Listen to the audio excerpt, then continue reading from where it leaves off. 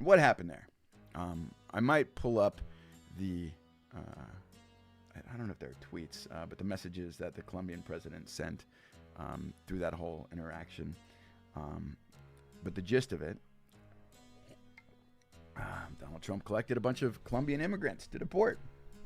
They were shackled, mistreated, and thrown on military airplanes and sent to Colombia.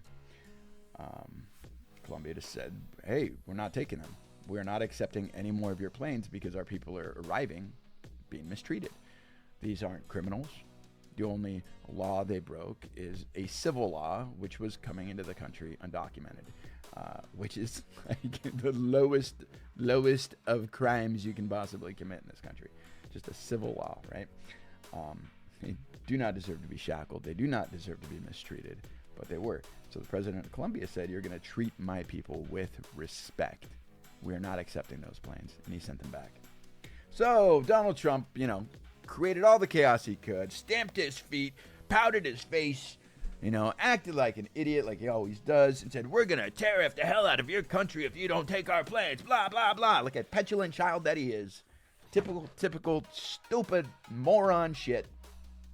And then everybody in this country freaks out, right?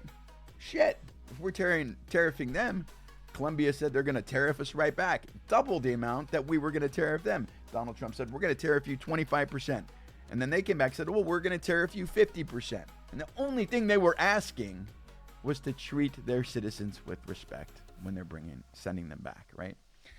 A lot of people didn't know this in the beginning of this whole mess.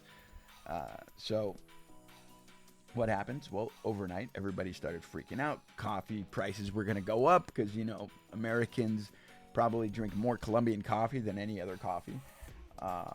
And I'm sure there are a lot of other exports from Colombia that we ingest, if you will.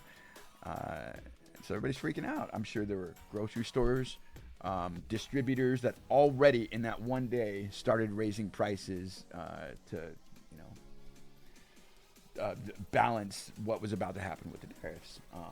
There's almost no doubt that happened.